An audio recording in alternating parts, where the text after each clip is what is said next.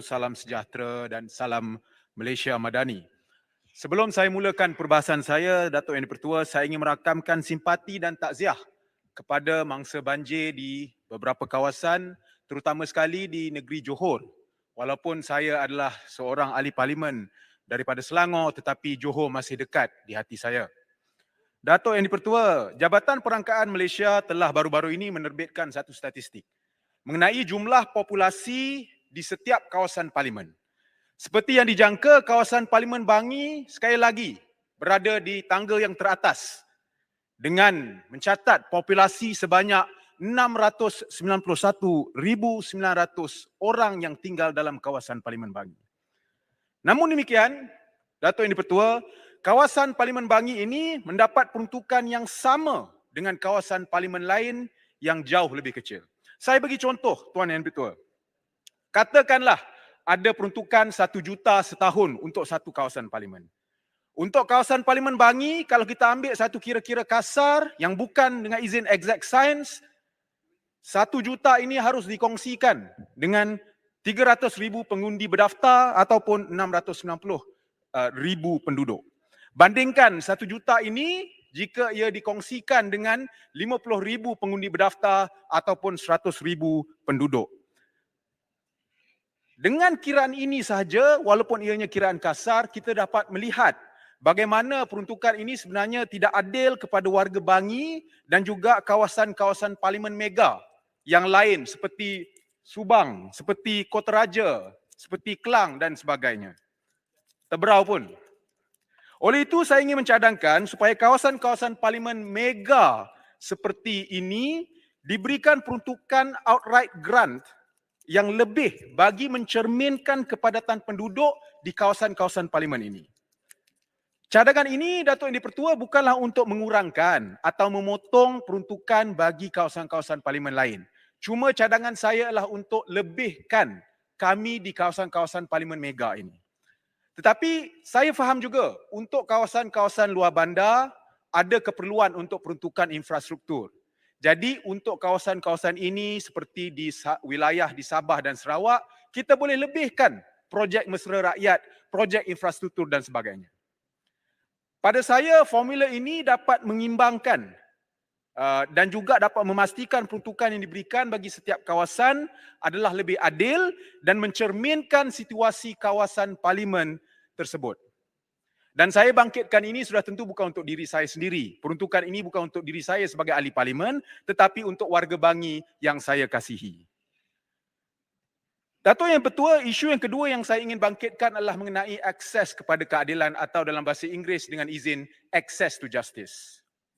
Satu elemen penting kepada access to justice ini adalah untuk mendapat perwakilan guaman. Ini adalah satu hak asasi manusia untuk semua individu. Rakyat yang miskin, Datuk Yang di-Pertua, tidak seharusnya dinafikan hak untuk mendapat perwakilan guaman hanya kerana mereka tidak mampu untuk membayar kos untuk mendapatkan khidmat guaman. Dan saya tahu, saya seorang peguam, saya tahu kos untuk dapat perwakilan guaman ini betapa tingginya.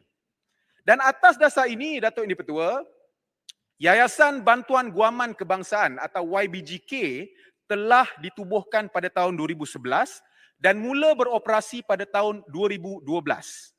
Dengan YBGK ini, rakyat Malaysia boleh mendapat perwakilan guaman secara percuma jika mereka memenuhi beberapa kriteria. Dan mereka kemudian akan diwakili oleh seorang peguam yang mana peguam tersebut akan dibayar secara nominal oleh pihak kerajaan. Setakat tahun 2002, YBGK telah memberi perwakilan kepada 1.9 juta individu daripada tahun 2012 sampailah ke tahun 2022. Dalam pelbagai skop tugas, penahanan, rayuan mitigasi, jaminan dan juga perbicaraan penuh. Dan saya ingin mengambil peluang ini, Datuk Yang di-Pertua, untuk merakamkan penghargaan kepada semua petugas dan juga peguam-peguam YBGK yang telah memberi khidmat kepada rakyat selama ini. Namun demikian, cabaran terbesar adalah kekurangan dana, Datuk Yang di-Pertua. Jumlah dana yang diperuntukkan kepada YBGK tiap-tiap tahun tidak pernah mencukupi. Untuk beroperasi dengan lancar, YBGK memerlukan 12 juta. Tapi kami difahamkan bahawa selalunya mereka hanya akan diberikan jumlah dalam lingkungan 5 hingga 9 juta sahaja. Jadi memang tidak cukup. Jadi oleh demikian saya memohon supaya jumlah ini dapat disalurkan, jumlah yang mencukupi dapat disalurkan kepada pihak YBGK supaya badan ini dapat beroperasi dengan baik. Supaya kita dapat dukung Datuk Yang Pertua. Prinsip akses kepada keadilan yang begitu penting. Dan dengan peruntukan ini, kita harap bahawa tidak ada lagi selepas ini. Dengar cerita yang mana seseorang tu yang miskin pergi ke mahkamah terpaksa mengaku salah sebab dia tak dapat cari lawyer. Terpaksa kena hukuman yang berat sebab dia tidak mendapat akses kepada peguam. Seterusnya, Datuk Yang Dipertua, saya ingin pergi kepada isu-isu kawasan saya. Kawasan saya, ramai orang, banyak isu, tetapi ada beberapa isu yang saya nak bangkitkan. Banyak projek yang telah dicadangkan, tetapi memerlukan peruntukan tambahan daripada kerajaan persekutuan.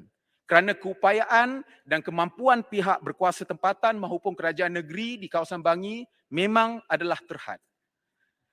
Kepadatan penduduk di Bangi ini telah menyebabkan satu isu besar iaitu kesesakan lalu lintas yang teruk. Saya bagi 3 contoh, Datuk Yang Dipertua. Pertama, masalah kesesakan lalu lintas di Bandar Sungai Long, yang mana ini adalah kawasan yang didiami oleh Yang Amat Berhormat Tambun sendiri. Jalan Sungai Long perlu dinaik taraf dengan lane tambahan dan juga khususnya satu flyover menyambung ke Lebuh Raya Kajang Sirk untuk pergi ke arah Balakong. 2. Masalah kesesakan lalu lintas keluar masuk ke Jalan Reko dari Alam Sari, Kampung Sungai Tangkas dan juga Kajang 2 dan kawasan sekitar yang dihadapi oleh orang ramai pada setiap pagi di Bandar Baru Bangi. Terdapat beberapa cadangan untuk menambah lorong atau melebarkan jalan-jalan ini. Ketiga, jambatan di atas landasan kereta api di Jalan Desa Serdang yang berada di sempadan antara kawasan Parlimen Bangi dan Puchong. Satu lane masuk dan satu lane keluar adalah tidak cukup untuk menampung jumlah pengguna pada masa ini.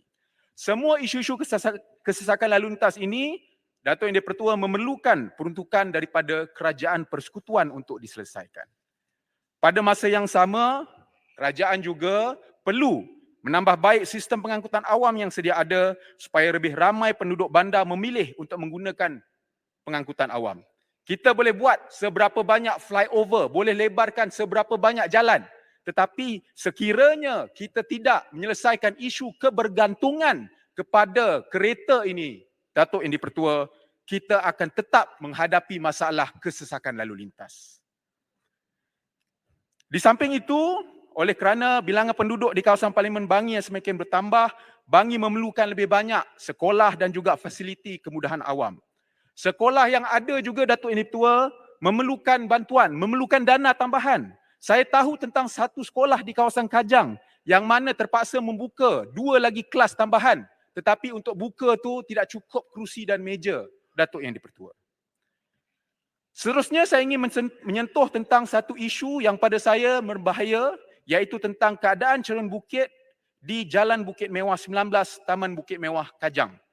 Saya sendiri, Datuk Yang Dipertua, telah membuat lawatan ke Taman Bukit Mewah ini dan saya telah lihat sendiri rekahan di belakang beberapa rumah penduduk yang semakin ketara.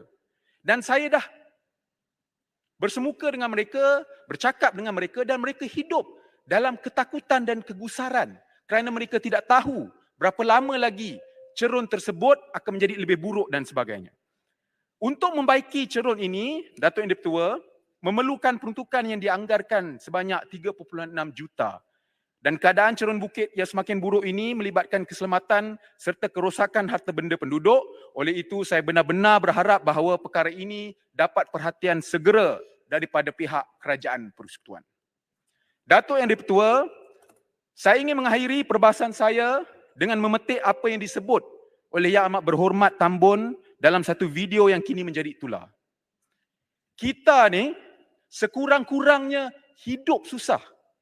Mereka nak hidup pun susah. Yang Amat Berhormat Perdana Menteri menyebut ini merujuk kepada golongan miskin tegar, pekebun kecil getah, pesawah dan nelayan. Ini pada saya menunjukkan komitmen Yang Amat Berhormat Tambun sendiri untuk mengangkat keadaan sosioekonomi golongan ini. Saya yakin Datuk Yang di-Pertua, dalam Dewan ni tak ada yang nak hidup pun susah. Tetapi sebagai ahli parlimen, kita mempunyai tanggungjawab untuk membela kebajikan golongan ini. Dengan izin, untuk membela the most vulnerable in our society. Jadi saya dengan ini mengajak semua ahli-ahli Dewan yang mulia ini untuk menyokong sepenuhnya iltizam kerajaan untuk membela golongan ini dan lebih penting lagi untuk menoktahkan miskin tegar selari dengan gagasan Malaysia Madani, Datuk Yang di-Pertua. Kita tidak ada pilihan. Ini tanggungjawab kita apabila kita telah dipilih oleh rakyat. Kita kena lakukan yang terbaik untuk rakyat dan hanya untuk rakyat. Dengan itu, Datuk Yang di-Pertua, Bangi mohon menyokong. Sekian, terima kasih. Bangi.